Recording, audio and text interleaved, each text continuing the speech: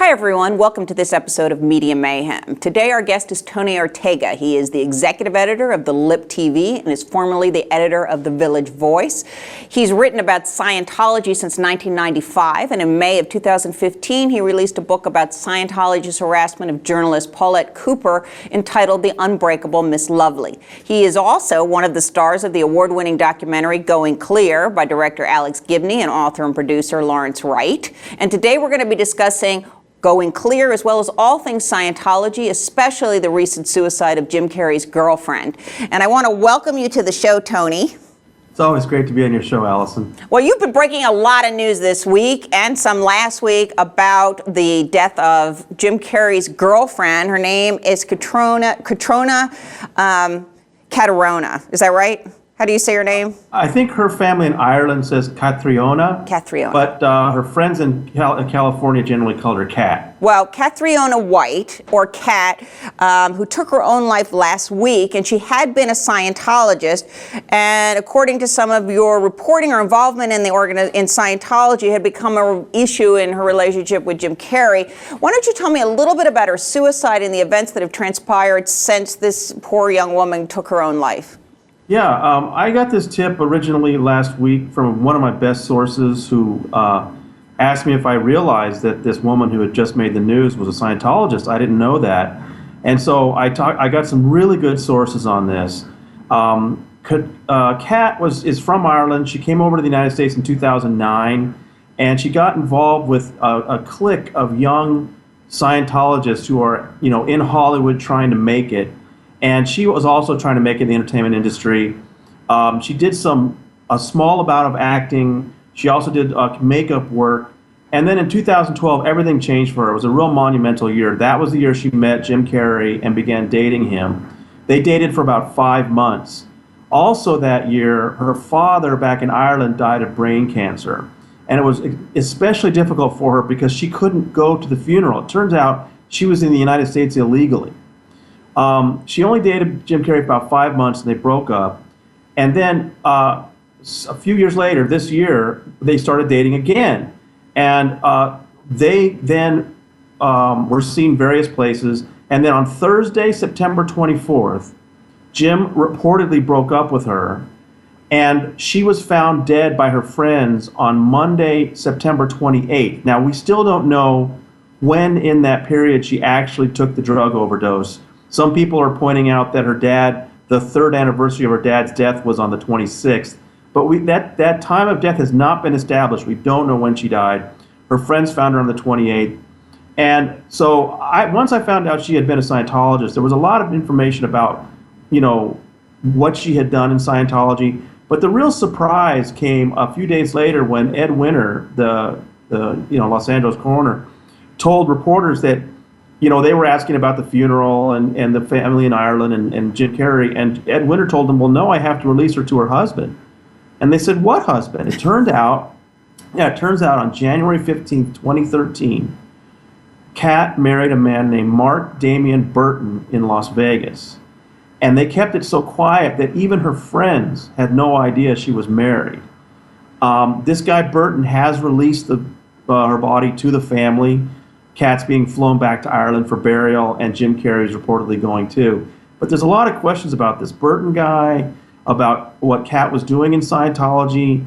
All of the friends you're hearing in the press that are talking about how much they care about her and all this, they're all Scientologists. They won't talk to me. It's a really unusual and interesting set of events. And honestly, I didn't know that this was going to be such a huge story. I mean, this is more than a week, and it's still making front page news all over the world, especially in Ireland. Now, what was Kat's relationship to Scientology? You talked about how she had gone through purification ritual and ultimately, I guess, not a success since she died of a drug overdose. Right. What was her connection to Scientology, and then what was Jim Carrey's connection to Scientology?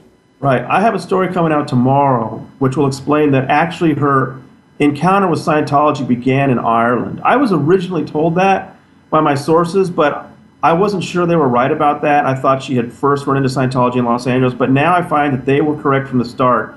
She did encounter Scientology originally in Ireland, and I'll have more details about that tomorrow. She came over and hooked up to this group of young Scientologists who, they have been in, Scientology likes to get young hopefuls who want to get into Hollywood and get them into Scientology. They get to go to parties and meet people like Erica Christensen and Beck and the Masterson clan. And she was part of that group that wanted to, they want so much to get into that level of fame. But instead they're toiling at these small, movies or web series that, don't get seen very much. But during that time, she started, they encouraged her, go to the Hollywood Celebrity Center, start taking courses. And I'm told she started taking courses 4 or 5 years ago. Then this year, when she was starting to date Jim Carrey again, her friends were concerned about whether she was up to it because, dating Jim Carrey is apparently not the easiest thing in the world. And her friends were assured, oh no, it's okay. She just got done with the Purif, they call it, and she started her objectives. Well, that's Scientology code. What that means is that she had finished something called the Purification Rundown. This is an important but fairly early course that Scientologists take. All of them have to take it, where you sit in a sauna for 4 or 5 hours a day for up to a month or longer and ingest increasingly high doses of vitamins. So you get to the point where you're taking 5,000 milligrams of niacin a day. It's risky. It makes people sick. On her Instagram, she said that it was like run, puke, repeat.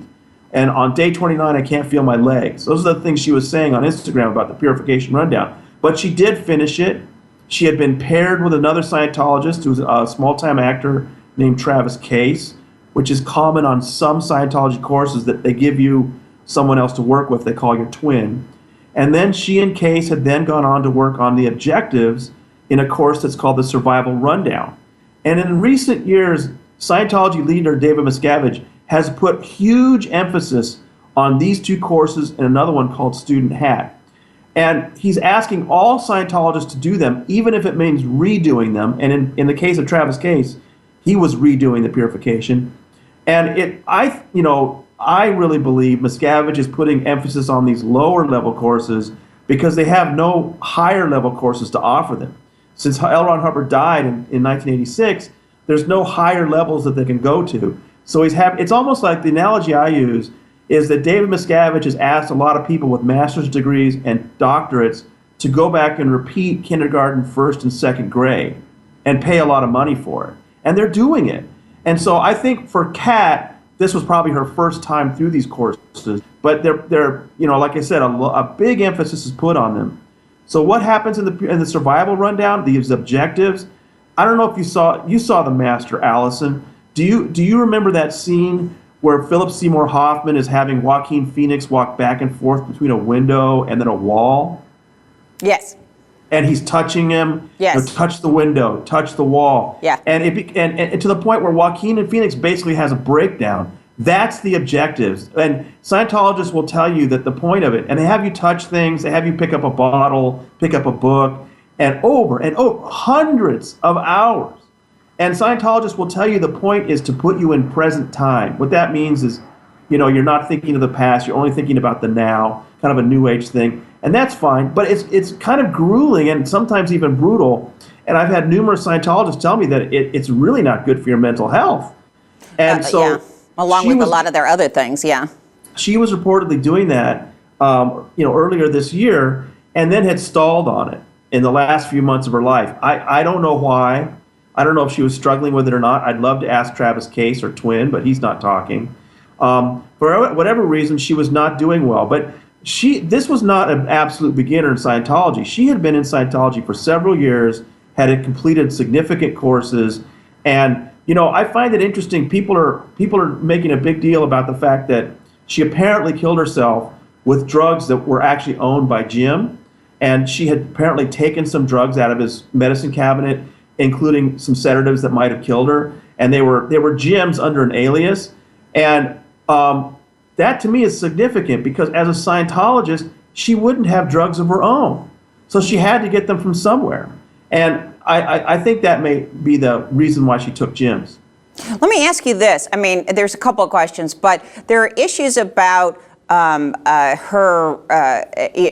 actually about how much Jim Carrey was involved with Scientology, and that years ago, and you actually did, some reporting on this. She says that they were interested in Jim Carrey. It was overt. In 2001, Scientology, and I'm reading from your site, launched a major effort to get him, fueled by news that Carrey was thinking of trying the purification rundown that we just discussed. However, he had, been taking psych drugs, not psychotics, but psych drugs, because he had some psychological issues and clearly had been prescribed and didn't want to stop taking them. So how did that play out in terms of what is his interest? Although, he's been on tape, and you actually showed a snippet of that on your site, making fun of Scientology, just kind of mild, though. So let me just ask you about that. Well, yeah, that was virtually the first question I asked my first sources on this story, who knew Kat personally very well and were the ones that tell me she'd been a Scientologist. And I said, well, you're telling me that she started in Scientology in 2009, 2010, somewhere around there. She didn't start dating Jim Carrey until 2012. Are you telling me that Jim Carrey knew that he was starting a relationship with a Scientologist? And they said yes. And I found that really interesting because, as you said, I found some tape of Jim Carrey making fun of Scientology. But that was in the 90s, and it made me wonder if his attitude had changed. Then I talked to Claire Headley, who was once a top executive in Scientology at their very secret international base out in Hemet. And she told me that, not only, Scientology, of course, Scientology targets some of these celebrities, right? They want them in because they get enormous value out of people like Tom Cruise and John Travolta being part of Scientology. So they're always trying to find other celebrities. And she told me that in 2001, they made a major effort to get Jim Carrey in because he actually was thinking about it. I was surprised by that. Especially given how well publicized his mental health issues have been. She told me that Shelley Miscavige, who at that time, Shelley Miscavige is married to Dave Miscavige, who runs Scientology. Shelley was a top executive in her own right. And Shelley was telling Claire that Jim Carrey did have an interest in the purification rundown, but the problem was he was taking an antidepressant, right? He was taking Prozac, which he himself admitted a few years later. He went on 60 Minutes and said that he had weaned himself off of it because he just didn't want to take it anymore. So I think between the 90s, when he made fun of Scientology, and 2001, his attitude had changed enough that he was thinking about trying out Scientology. And so, that's all Scientology needs to hear. They will move heaven and earth to try to get the guy in. In fact, Claire said Shelley put her on a research project to see if they could find a loophole that would let Jim Carrey continue to take his drugs while he was on that sauna regimen. But apparently they could never figure that out, and he didn't join at that time. So if Scientology, even though it was 11 years later, right, 2012, found out that one of their members, even somebody that had only started a couple years before, if Scientology found out that one of their members was now dating Jim Carrey, Mike Rinder, their former spokesman, told me there's no question Kat would have been pulled down for questioning about that. And she might have been under some pressure to at least tell Scientology what was going on in their relationship, if not to try to encourage Jim Carrey. That's why I think the Scientology angle is very important here. I am not saying that Scientology was the reason Kat took her life.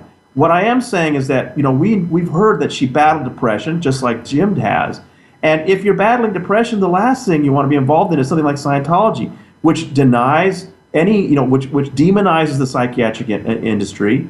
She would have been encouraged not to get counseling for her depression. She would have been told she couldn't take any drugs. And, that all could have added to the pressure she was under. And also, if they were asking her to get information about Jim or to encourage him, all that could have added to the pressure she was under when she, was going through those final months. Now, let me ask you about the details surrounding her death. And then this is part of why the story has legs and keeps going on, is that it's we were given different kinds of reports, and you've actually reported on it that the person that found her wasn't necessarily the person that actually found her, and then you actually managed to get whoever was present and found her body on the phone, and he wouldn't speak to you. So a bit of a conspiracy of silence, but what actually are the details surrounding how her body was actually found? Yeah, it's unusual, and there are questions I'd like answered, but so Jim Carrey reportedly broke up with her on a Thursday, and on Monday evening, her friend Jenny Burpee, who's a lifelong Scientologist and once actually worked in the Sea Org, became concerned that Kat wasn't returning her texts. So she went over to Kat's house with 2 friends and a niece. And she has told the Irish press that it was her friend Den who was the one that actually found the body, and she was grateful because then she and her niece didn't have to see it. And I thought it was odd that they didn't name Den, because I knew who that was. I knew that Kat had good friends named Lena and Den Bradshaw. And so it's Den Bradshaw who was the guy that discovered Kat's body, which, you know, if the press is going to be in this much of a feeding frenzy, you'd think they'd want to know that basic fact. And so I revealed that today. I called Den yesterday. I got an email from him today. He just wants to know who my source is. You know, he's not denying anything. He's, and I'm not saying anything negative about the guy. I'm just saying he was the one who found her body. Now, I would like to know if... I was just laughing because people don't. Generally, reporters give their sources out to people that make a phone call and ask you that question. But go ahead. So you would like to know. Yes. Well, Jenny has told the press that the door was open when they got there, that she immediately called the police. I just like to hear from Den that that's true, because, you know, we've seen in other Scientology deaths, you know, there was Kat was 30. There was a 27-year-old Scientologist who died a few years ago named Alexander Jench, and we know that the family that found him called Scientology before they called the police. I'd like to know if something like that happened. Is that the procedure? I mean, is that part of, when you talk to former Scientologists, are they instructed on how to handle somebody dying and specifically somebody taking their own life? Well, yeah. I mean, it depends on the Scientologist, but somebody that's a lifelong member, they know the drill. They know that you know, Scientology really doesn't want outside eyes know what's going on. And so, now Jenny may have immediately called the police. I don't know that, anything different, but I'd like to hear it from Den. I mean, that's one of the things I wanted to ask him. The other thing that Jenny has told the press is very unusual is Kat apparently had a pretty sophisticated security system on her house with multiple cameras. And Jenny told the press she went through several days of it to try to figure out what day Kat had killed herself. And I'm just thinking, did the police know this? That the Scientologist friend of Kat went through her security system over several days? When did that happen? I mean, very strange things that I would like. Den Bradshaw's not a Scientologist. I was hoping he might be open to talking about what happened. And so that's why, I called him and wanted to find out about that. I think there's some unusual things here. I don't think there's foul play. I don't think Kat White killed herself because of Scientology. But, once Scientology gets involved in something, things always get weird. Yeah, I mean, and I think it's kind of interesting. Are the police saying simply that it's an ongoing investigation and they can't comment at this time? Well, the LAPD, I mean, they don't even release reports. They just decide which cases to put a press release out on. At least that was the case when I was a reporter out there. I think Ed Winter will eventually release an autopsy report, and that's what I'm looking forward to. I think he's a straight shooter. I think he'll give us the real situation of what happened.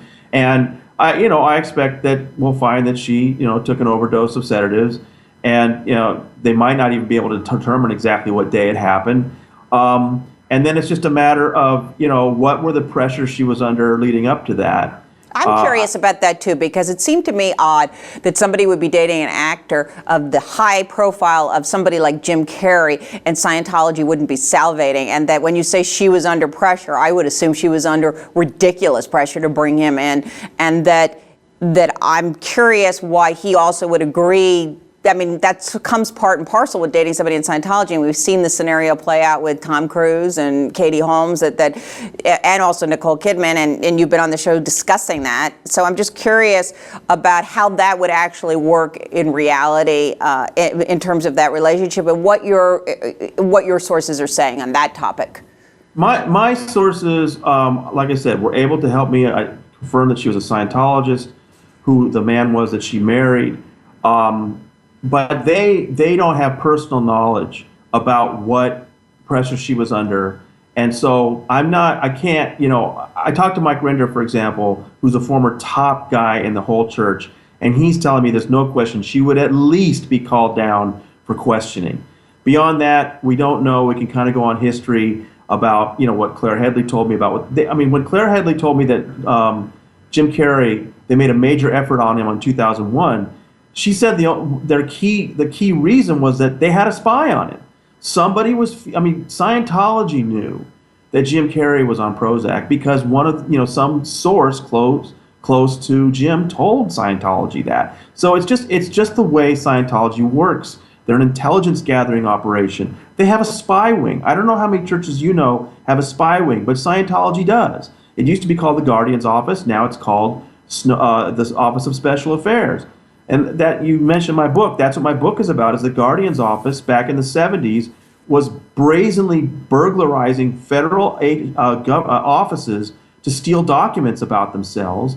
11 top Scientologists went to prison, one of whom was a man named Duke Snyder, who got a 4 or 5 year sentence for conspiracy. Today, he's the CEO of an insurance investigations firm in Glendale, and his stepson is Mark Damian Burton, the man who married Cat White. So I mean, there's just weird Scientology connections all over this thing. well, it's good to know that there are jobs for ex-felons and places for them to work. The next question I wanted to ask Tony about was Leah Remini's new book that is expected, Troublemaker, Surviving Hollywood and Scientology. That's supposed to be out on November 3rd. And I wanted to talk to you a little bit about that book, what's going to be in it, and what kind of pressure is she still under from Scientology to keep her mouth shut? Yeah, I think it's going to be a blockbuster. I mean, I was broke fortunate. the story. You were one of the first person to talk with Leah, and you I broke the story in 2013, the summer of 2013, that she had left Scientology. And in that very first story, I described what had been the crisis for her, was that she was at the wedding of Tom Cruise and Katie Holmes in 2006 when she noticed that David Miscavige, the leader of the church and Tom's best man, was there without his wife. And he was kind of canoodling with his assistant. And so she started asking questions about that and got yelled at, and she got really upset and went back and wrote a knowledge report. She literally turned in Miscavige. It would be like a Catholic turning in the Pope to the Vatican, And the church then hauled her down to Clearwater, Florida, and put her through 3 months of interrogation and behavior modification until she rescinded her report, after which they billed her $300,000 for it. These are all the juicy details that she's been avoiding since she came out, and she went on Dancing with the Stars, and she got her own series, was very popular. It's all relative. She's given interviews, but she's been very vague about it. Yes. All that stuff is going to be in the book. That's why I can't wait for this book to come out, because now she's saved it. She's a very smart lady, I got to tell you. She has saved it all for the book. It's going to come out. Tom Cruise should be worried. David Miscavige should be worried.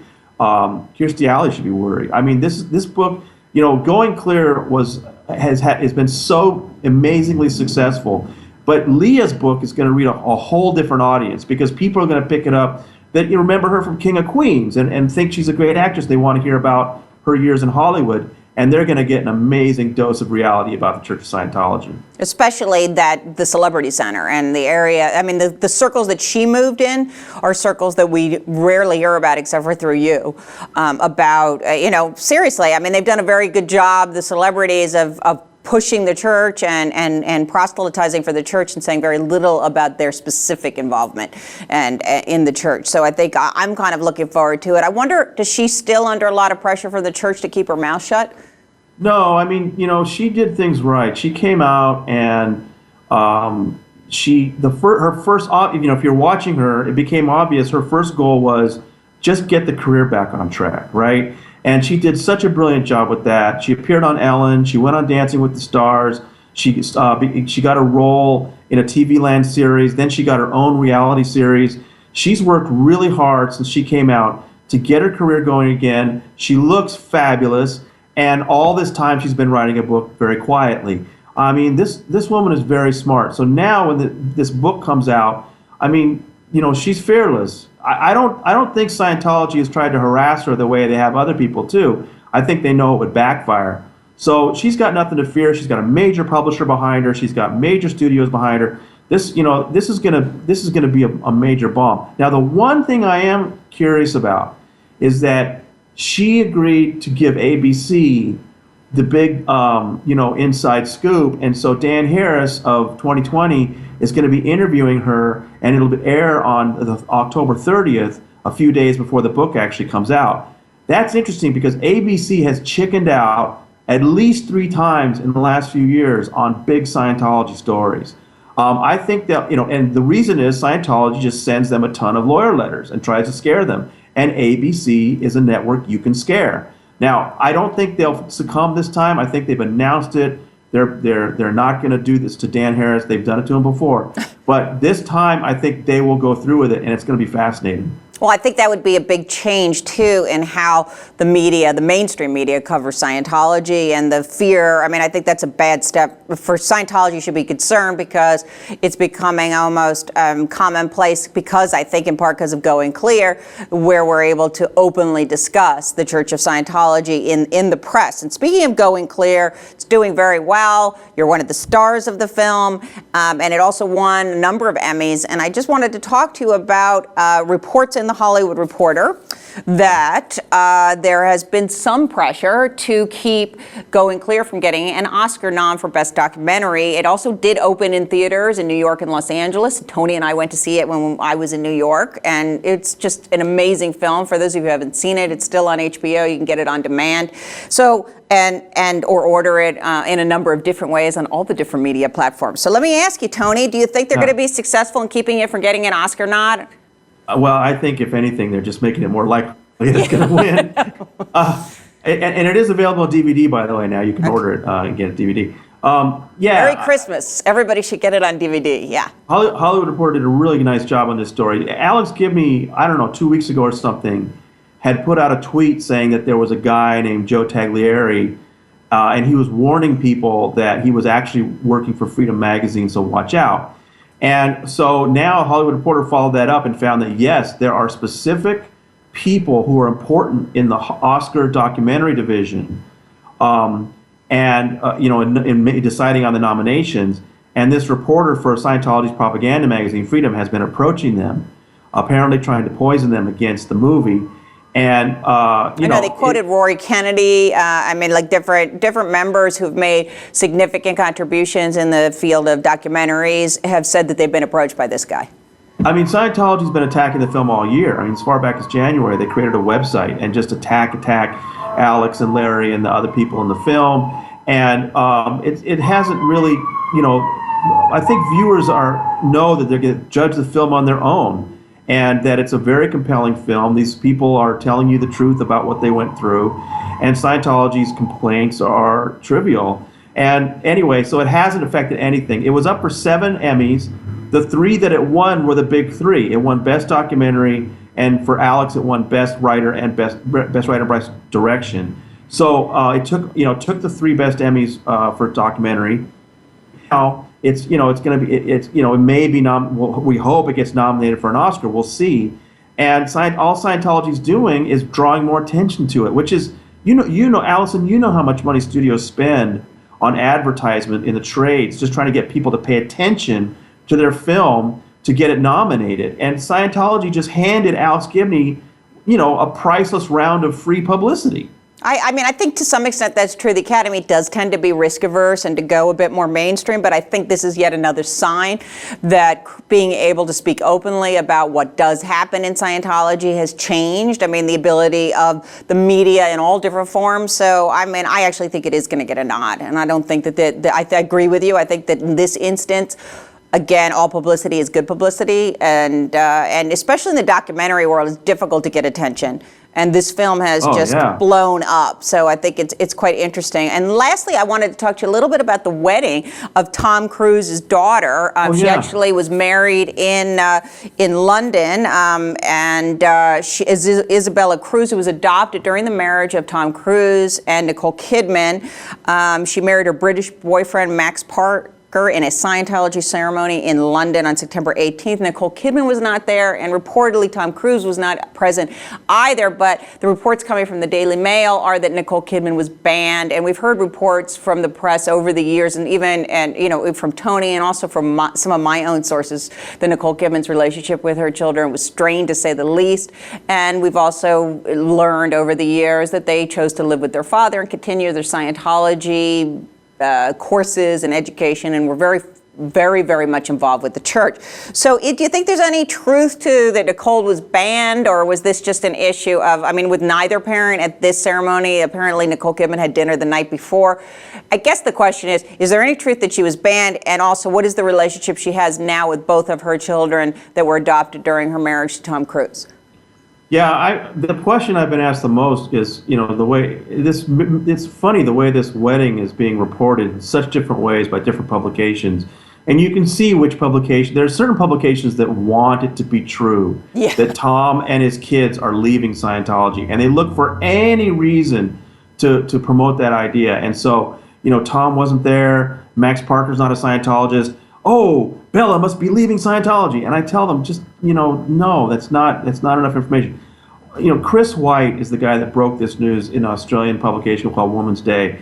And Chris is a good reporter, and he specializes in Bella and Connor. He watches them all year long. And so I think Chris's reporting was accurate, that Bella purposely did not invite Nicole or Tom because she didn't want the press circus. And she just had a small ceremony for her friends. They spent a ton of money. She met Max in East Grinstead, which is a Scientology town.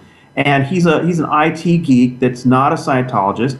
But his best man was Fabiano Calcioli, who's Neil Gaiman's nephew, and is in the most, Neil Gaiman himself has left Scientology, but the rest of his family, the rest of the Gaiman clan, are probably the most hardcore Scientology family in all of England. And this guy was the best man in the wedding. So I don't think, there's no evidence that Bella is leaving Scientology. I would not be surprised if Max himself was taking classes pretty soon, just the way, Tom married women that weren't Scientology, and they all had to take classes. They all ended up taking classes. So I think Bella wanted a small wedding and purposely did not invite either of her parents. I don't think that was a slam on either of them. I think she's got a really good relationship with her father, as far as I can tell. And I think her relationship with Nicole has definitely improved over the last couple of years. And Nicole just doesn't, interfere with the Scientology in Bella and Connor's lives. Yeah, I sort of read the report that way as well. I mean, it did seem, and it's not unusual for children of celebrities to not want them present at certain events because it does draw attention away from the actual event. I also wanted to ask you about reports about, and we talked about this briefly, that Tom Cruise was trying to lessen his role in Scientology in order to see Suri. And again, that kind of reporting, Suri is his daughter with Katie Holmes during the course of that marriage. And that kind of reporting also seems like wishful thinking. But I'm wondering if he actually does see Suri Cruise according to your sources, and if that or the fact that she's not a Scientologist has completely damaged the father-daughter relationship there. Well, I think it's true that he has not seen her as much as you would expect, and the I'm busy making a film thing doesn't cut it, because there are plenty of other Hollywood actors that have very busy schedules and they still spend time with their children. I think it's odd that he doesn't spend more time with her. And Star Magazine was the one that came out with this cover, Tom's leaving Scientology, based on absolutely no evidence. In fact, the only fact they presented, they said that Tom had missed the last anniversary celebration of Scientology, and that wasn't true. I had published a photograph of Tom in London last year. Not only was he there for the anniversary celebration, the photograph showed him with his medal on, the Freedom Medal of Valor. And I put that picture up, and none of the tabloids jumped on it. They don't want it to be true. And then this year, David Miscavige went down to Bogota, Colombia, and opened up a new Ideal Org, one of their special churches, which was unusual, because I don't think there are a lot of Scientologists in Colombia. And Mike Rinder was the one who said, well, you know what, I think he's opening that church now, because in a few weeks, Tom Cruise is going to be down there filming scenes for his new movie, Mena. And sure enough, when Tom was there, I have a correspondent in Bogota, and we got a photograph of Tom inside that church. So once again, there's just evidence that Tom is not leaving Scientology. If anything, he's more dedicated to it. And I don't think either one of his kids are leaving as well. But I know that these publications want that to be true. I think it helps them sell issues. But, a lot of this reporting came out prior to his last movie. And I think there was a lot of attempt to put Scientology sort of quietly in the dark while he did press for that movie. Nobody got to ask him about Going Clear when he was promoting Mission Impossible 5. Nobody. Not even Jon Stewart. And Jon Stewart, it was his last week of shows. And and you're thinking, what has he got to lose if he asks Tom, hey, what about Nazanin Boniadi and Going Clear and all this stuff? And he didn't ask it. I was disappointed. I was as well. I think that's just, that's just totally cowed press to get the booking, to ask the questions, to have Tom Cruise on one of your final shows so that he could advertise that. I know. It was kind of just really kind of very cowardly, I thought, too. I was very disappointed as well, although, Jon Stewart isn't exactly Mr. Hard Question Asker. It wasn't exactly where I'd expected to face any kind of tough questions, but maybe even a little bit of jokes at Tom's expense, nothing along those lines. So, well, he did crack one little joke that was funny when, everyone, every appearance you have to talk about Tom and his stunts. And so Jon Stewart said, yeah, maybe we could have you jump in a volcano. That was very funny, but it just doesn't, replace asking him a straight out question about Scientology. It's a shame. I want to thank you for being on the show. We're out of time. I want to thank you for bringing us up to speed. I'm glad you're keeping us informed. For everybody who wants to know more about what's happening with Scientology, because it's the only place that you're going to see it. Tony gets these reports and this information way before anybody else, which is pretty incredible given, the amount of media that is looking at Scientology and the amount of media that's present all over the world. So if you want to know about it, look at TonyOrtega.org. And I want to thank everybody for joining me, and I want to thank Tony, and we'll see you next time on Media Mayhem.